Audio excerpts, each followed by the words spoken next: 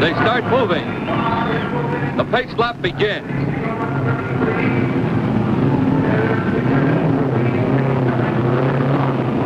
If any of the 33 cars can't be started, 2 alternates are waiting for a chance to get in.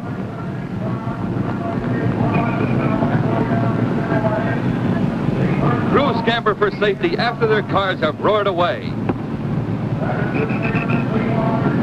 They head for the first turn. Here's some trouble. Sam Hank's car won't start. He's moving. He had to start before he crossed that white line. He's half a mile behind. A St. Louis grocer paid $30,000 for that car. The pace car leads them around the first turn. Is this the year for the Novi Specials? Duke Nalon in number 18 or Chet Miller in number 32? Experts say Lee Wallard in 99 or Maury Rose in 16 may beat them. Or it might be rookie Mike Nazaruk in 83, winning car of the previous year, or Johnny Parsons, last year's winner in number 3, or Tony Bettenhausen in number 5, or this year's 136-mile-an-hour qualifier Walt Faulkner in number 2. Not a single starter qualified at less than 132 miles an hour.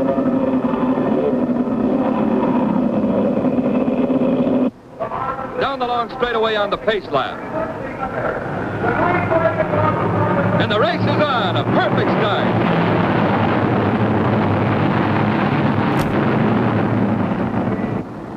Jack McGrath, the number 9, takes the lead into Tornado Bend where anything can happen.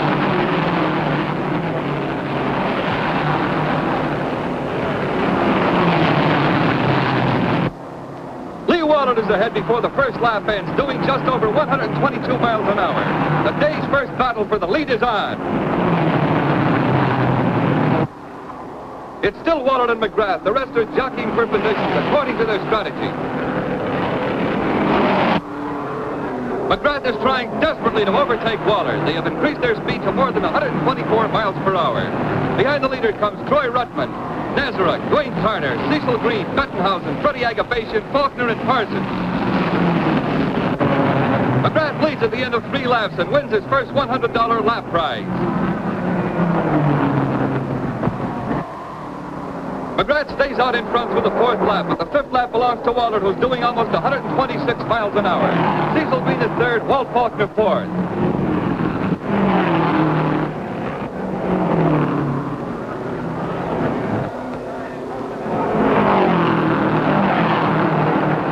Officials keeping watch for safety see McGrath ahead on the 7th lap. They use a 2-way phone system. Green is back in 3rd place, Faulkner 4th.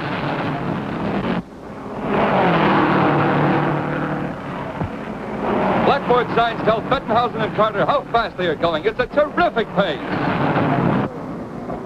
Too much at the end of only 8 laps for Joe James. He's out of the race with a broken drive shaft. At 10 laps, it's McGrath, Wallard, Green, and Faulkner. McGrath's average speed is up to 128 miles per hour, a record.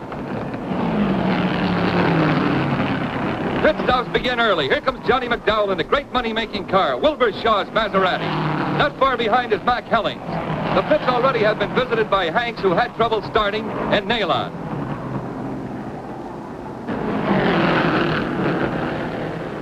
McDowell's gas tank is broken, so he's out of the race on his 14th lap.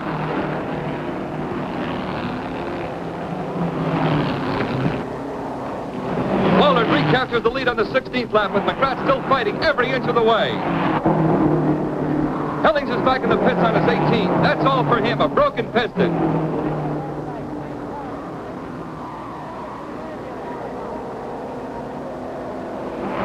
A tough moment for any driver, and off to the garage for another hopeful. Cecil Green in yellow number 4 is trying to fight his way up past McGrath. It's lap 21. Green is giving Wallard his second battle, a 1/5 of a second behind. Green refuses to wait for the brakes and presses ahead, fast like a rabbit. Like a rabbit, hey, there's one, running the wrong way. Here comes Nalon for another pit stop. He rolls past his crew, wasting valuable time. Meanwhile, 3 more cars have failed under the great pressure, leaving 27 in the race. At 30 laps, Wallard sets another record with an average speed of 130.5 miles per hour.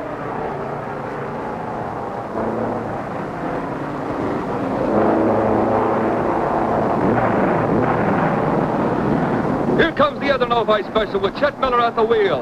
And the Novi pit crew still busy with Nalon.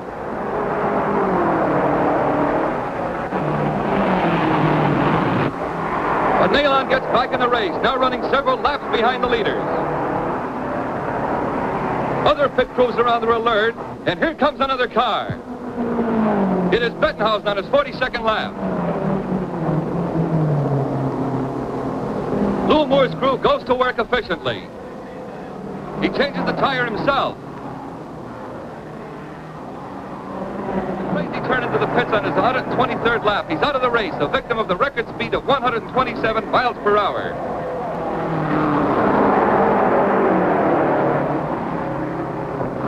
The Upper Alert 3A officials see something. Rose is skidding. The first car to flip. But Rose, covered with mud, walks away.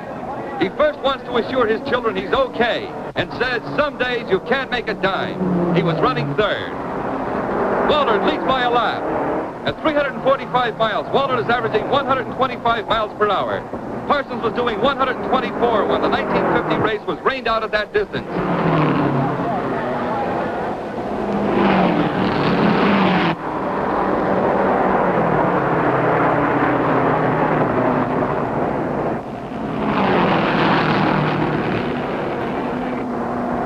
Nazaruk has to pull in for tires and fuel.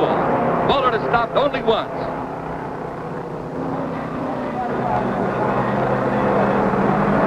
Nazaruk takes advantage of all of the 1 minute and 44 seconds he is in to make himself fit for the fight to finish with Wallard. Nazaruk is in his 147th lap. Wallard is 2 laps ahead of him now.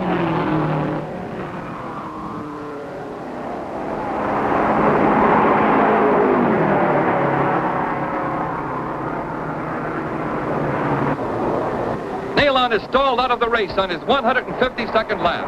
He is sure of 10th place, though, because only 9 others are still running. Another one is after Wallard. Linden in number 57. Linden passes Wallard.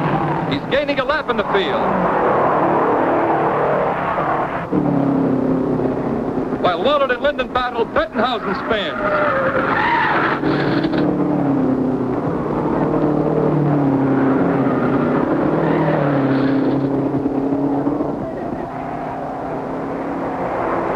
It's Offenhauser's 178th lap. He has been in 5th place.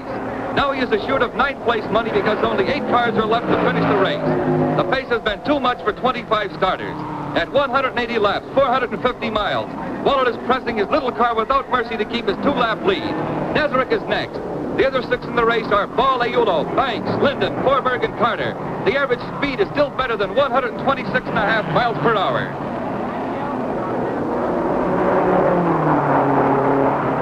Wallard is told, take it easy. But no taking it easy for Wallard. He has lost the shock absorber. His brakes are gone, too. It's dangerous driving, but Wallard hangs on. Lap 199, 1 to go. Wallard's pit crew gets excited as Wallard goes around. He comes in for the checker flag and victory. Wallard's crew hurries to the winner's circle. He drives 2 extra laps just in case the scorers made a mistake.